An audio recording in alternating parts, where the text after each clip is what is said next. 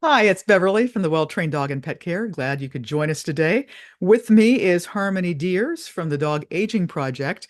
We're going to discuss what exactly the project is, how you can get involved, and what exactly the project will do now and in the future. So, welcome, Harmony. Thank you, Beverly, for having me. I'm so happy to be here and excited to talk about the dog aging project. Well, what is the Dog Aging Project? Great question. The dog aging project is a longitudinal and observational study of companion dogs in homes around the US. And we observe and learn about dogs from many different environments, lifestyles, ages, breeds, the gamut. We learn about these dogs again from a distance through a series of annual health surveys where we keep up with, annually we review the records that are also sent in if they can, if the dog owners are with a veterinarian that has access to an electronic medical record system. We love to see the records as well. So annually, we learn how the dog has been doing year to year, and we compare those findings of the aging process to all the other dogs across the country that are enrolled. And we want to learn ultimately what leads to the longer lived dogs. Why do we have some, let's say, Labrador retrievers? We both have labs.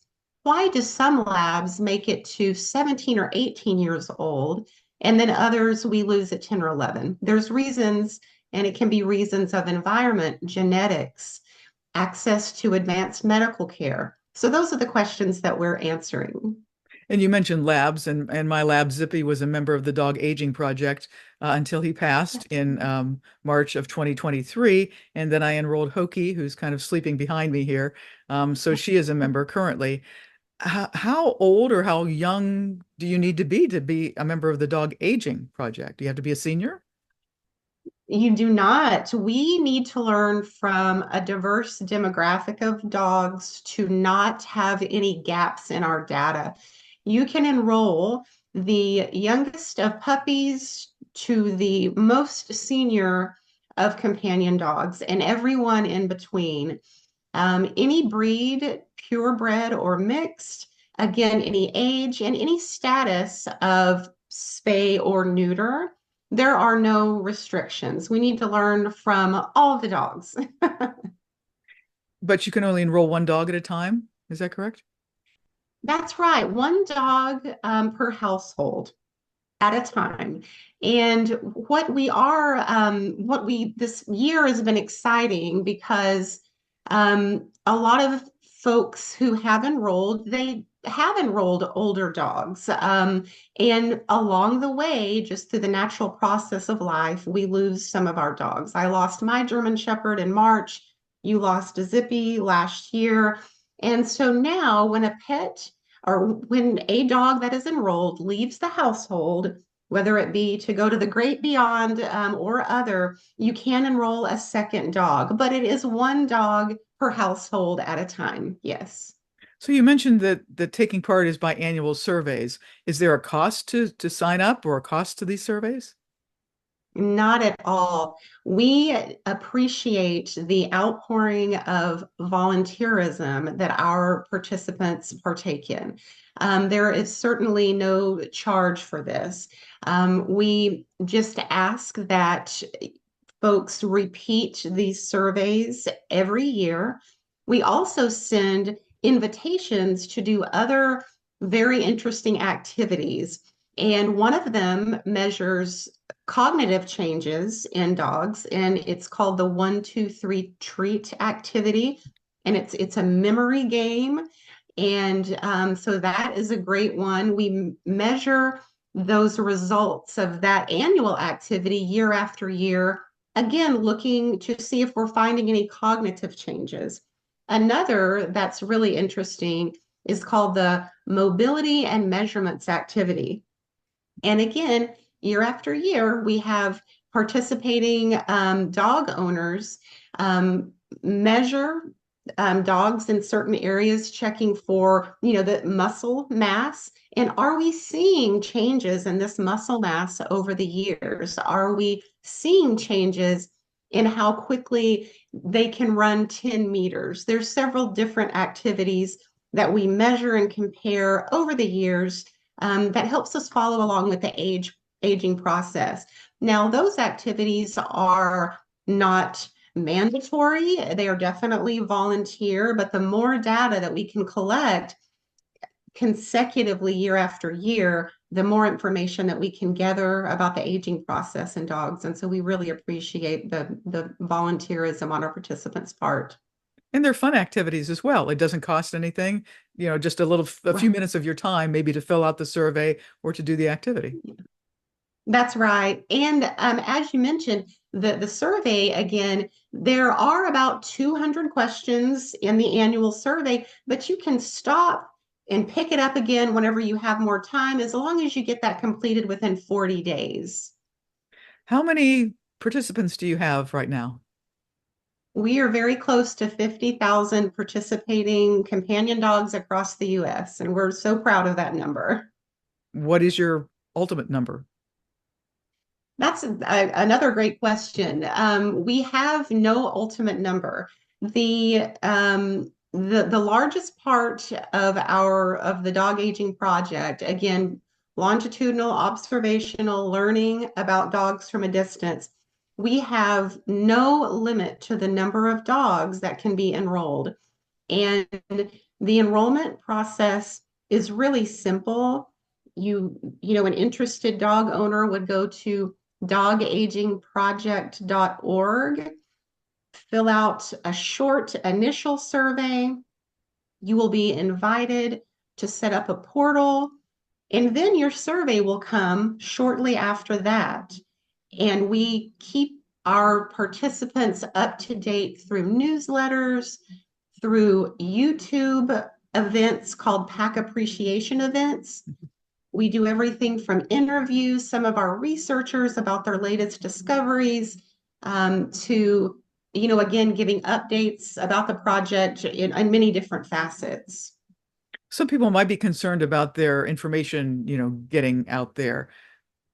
How is that kept, confidential?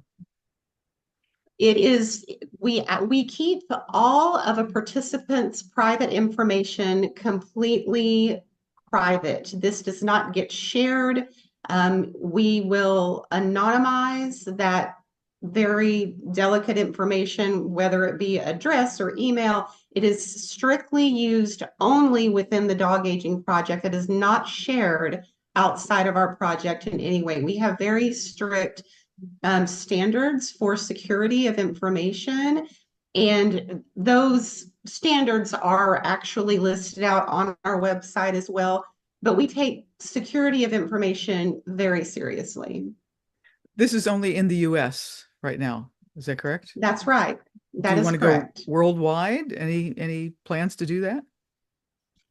Currently, due to funding, we are pretty restricted to staying within the United States. And so for the foreseeable future, that is what the project will remain, just within the United States. But the future is bright, so we never know what might happen around the corner. How is the study funded? The study is funded a number of different ways. We, back in 2019, got a 5-year grant from the National Institute of Aging.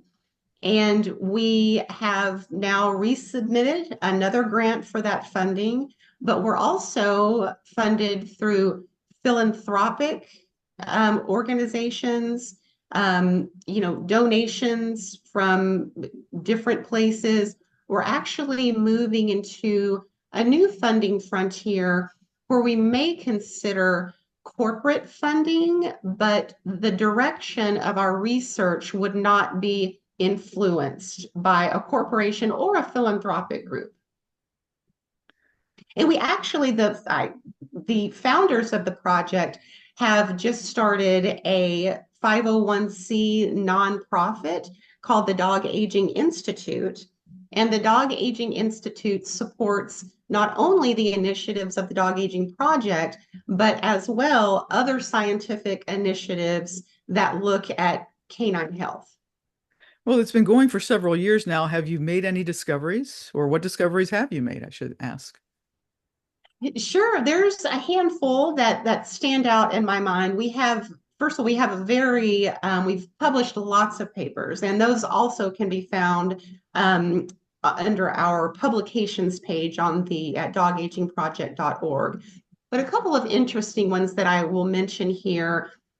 We have shown through our research, and again, this is through the surveys that our participants fill out and the activities that they do for us and comparing year after year, we've discovered that there's strong correlations between exercise and cognitive function. We have a publication out specifically about that. We've also shown that, as well as in humans, a stressful, disadvantaged environment is associated with less exercise and poorer health outcomes for our companion canines. We've also looked into feeding behavior and health. And that's a very interesting paper. We've gotten a lot of attention about that through 3 years of research and reviewing again the surveys. We were able to establish in those 3 years that there were healthier outcomes for dogs who were fed once a day versus twice a day or 3 times a day. And we never make the recommendation for our participants to change anything that they're doing. We are learning and then we are sharing what we learn.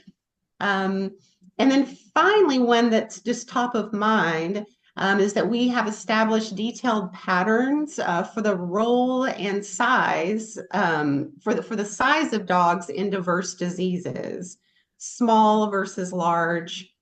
And we have probably 3 or 4 more publications coming out before the end of the year, and it is just a very long, interesting list that I would love your viewers to go and check out on our website.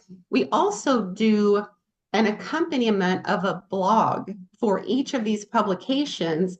That's a quicker bite, if you will, of the important information that we've discovered. And they're enjoyable reads. Yeah.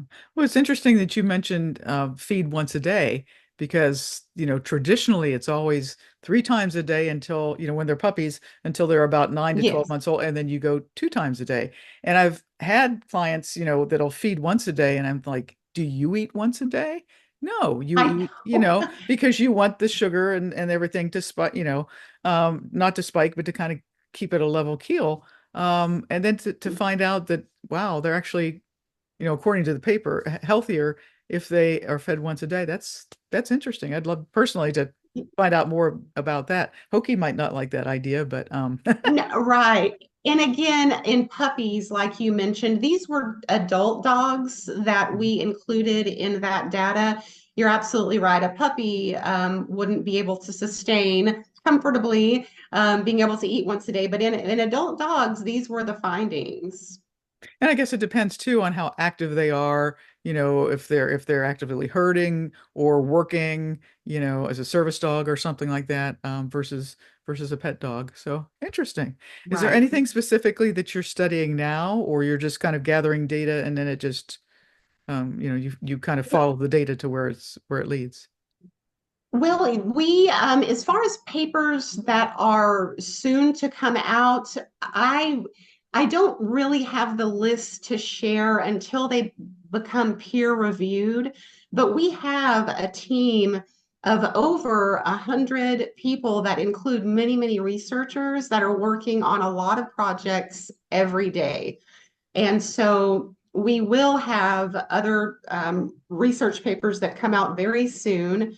One interesting group that we're studying closely are groups of dogs that we survey their owners on specifically on certain behavior patterns. And among that demographic of dogs, we have a smaller study looking at canine cognitive dysfunction. So that is an important project to our hearts. As we know, there's many links between canine cognitive dysfunction and human Alzheimer's. And ultimately, what we hope to discover about our dogs, because they lead such similar lives to us with diet, environment, and again, access to advanced medical care, we are hoping that in a shorter period of time, we can learn things that can be translated to human health as well. That's great. And again, it's free to sign up and free just takes a few minutes of your time to fill out the surveys once a year or to do some of the little activities. Dogagingproject.org, correct? Yes, that's That's right. okay. Thank you. That's right. Any last minute thoughts? Well, again, I just want to thank you for having me here today. Our team is passionate about the health and longevity of companion canines. They've touched so many of the lives of the people in the world. It's just a work from the heart, mixed with research and science to push these discoveries as far as we can. And we call it the power of paying attention. We pay attention to what happens through these, within these surveys and activities, and we want to put that information to good use for the greater community of dogs and people. All right. Harmony Diers from Dog Aging Project. Thanks for joining us today. That's right. Thank you so much. It was wonderful.